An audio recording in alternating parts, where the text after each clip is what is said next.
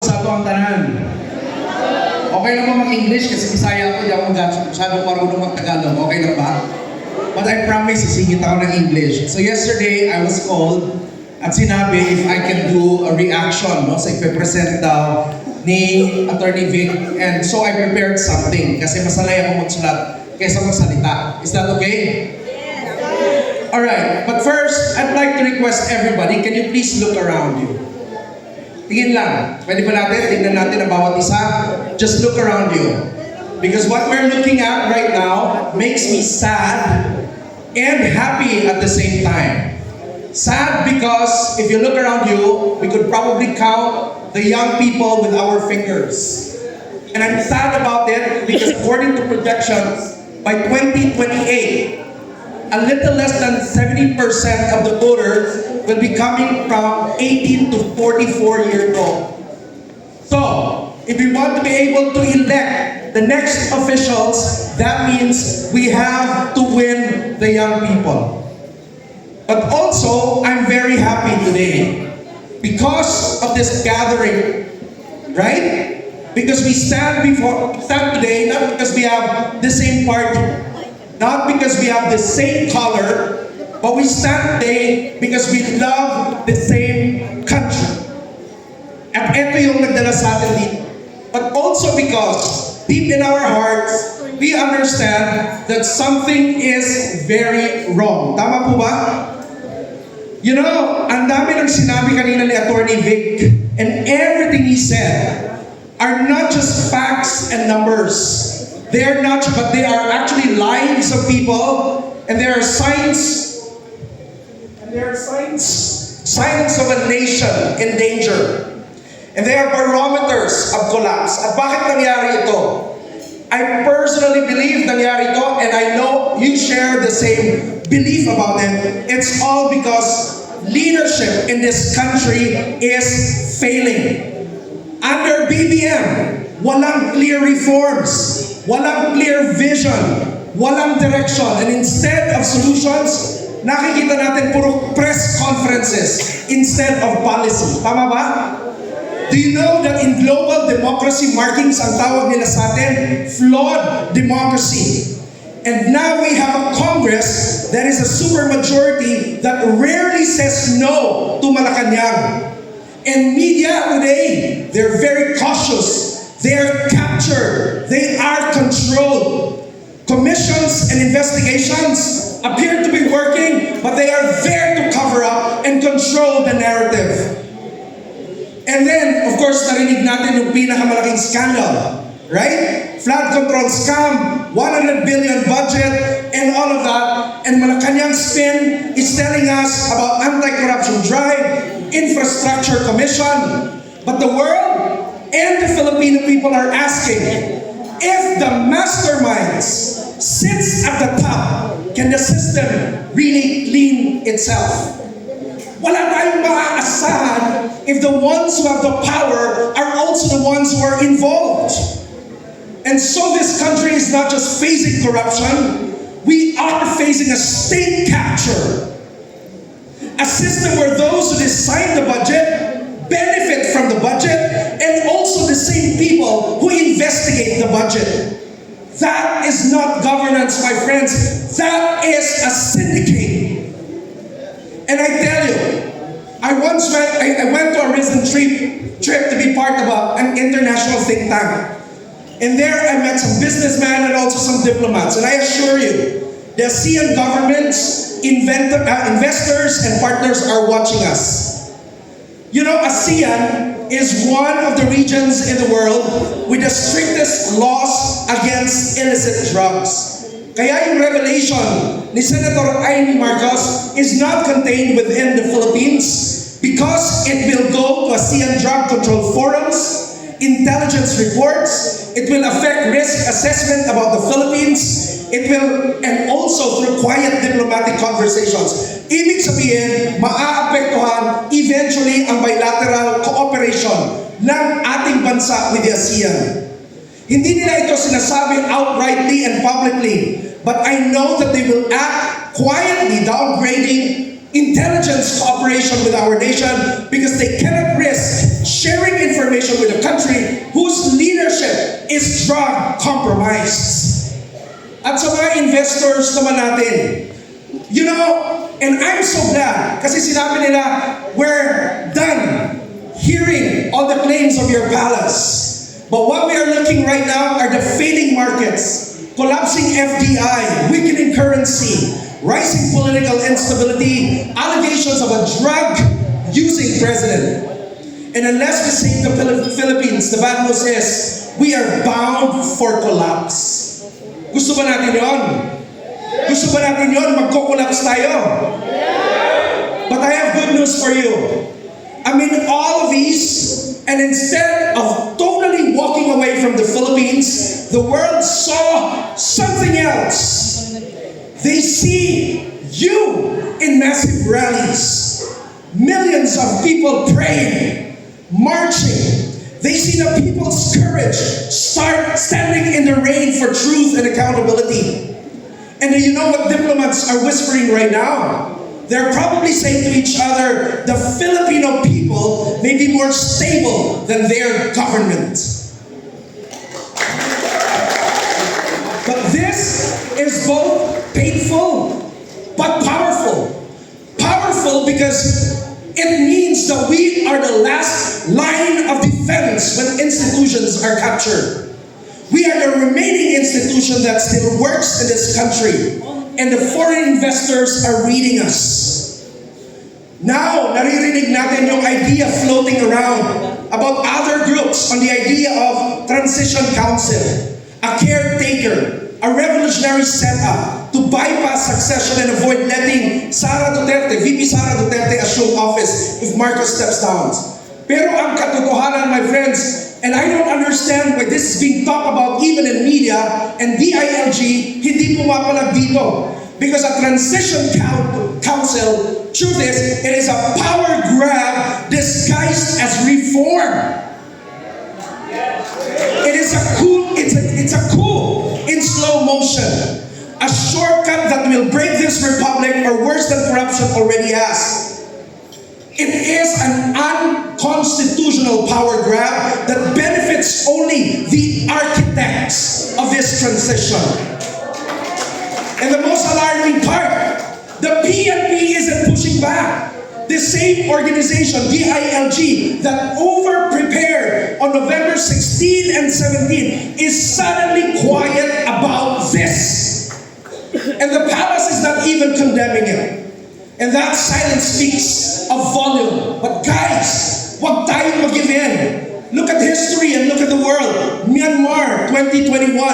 A temporary council justified by political crisis led to a civil war and economic implosion. Thailand, 2006 and 2014, multiple reform councils resulted in military dominance, suspended rights, and institutional decay. Egypt, from 2011 to 2013, a transition council captured by competing elites collapsed into authoritarian rule. Sudan, 2019, a shared civilian military council promised stability. It delivered coups, famine, and fragmentation.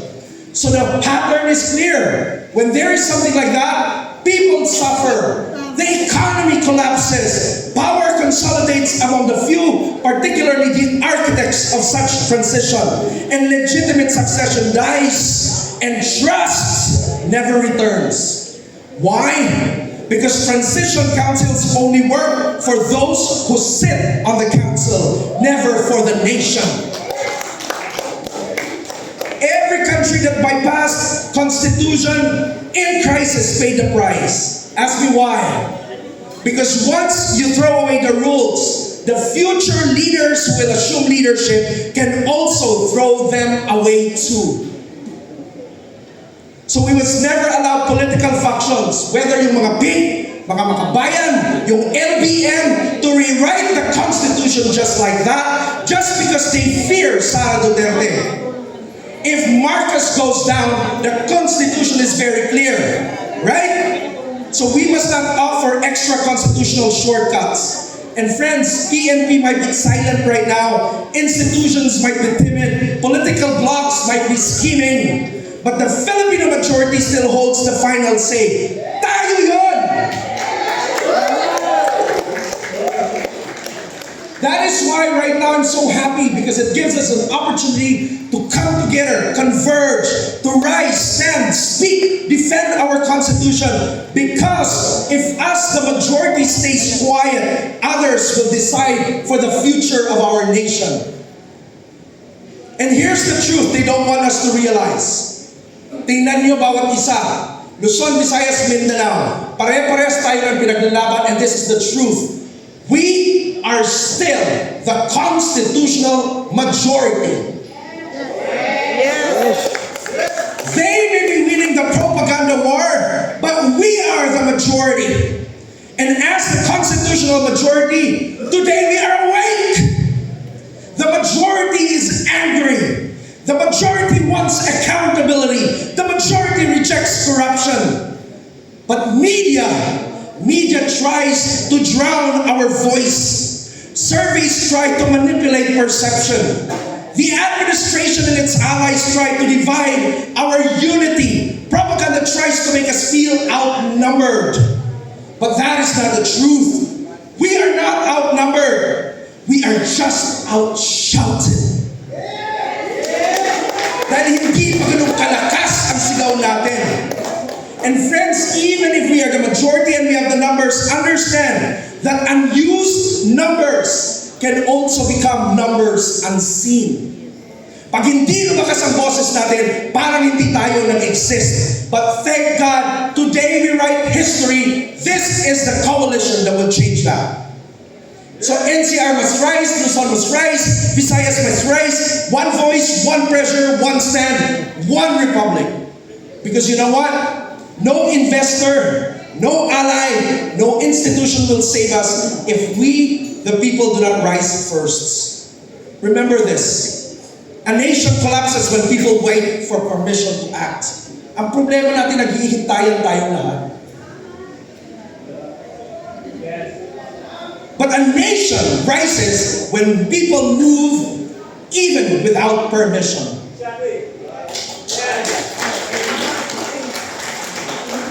I'll end with this.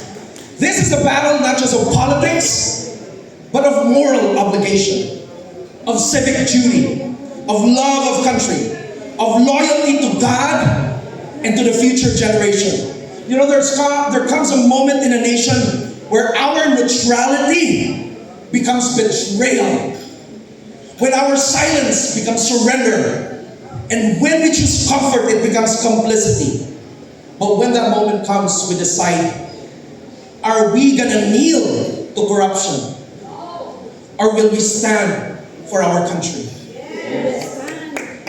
Will we hide in fear? Or will we rise in courage? Will we pass this crisis to our children? Or confront it now? History is calling us, the world is watching us, and our children and our children's children, those who are yet unborn, will judge us. And we cannot fail them. Not now, not today, not in this moment of trial. But let this be clear to everyone. We are not standing here alone. We are not fighting only with numbers. We are fighting with truth. And wherever there is truth, God stands with the people.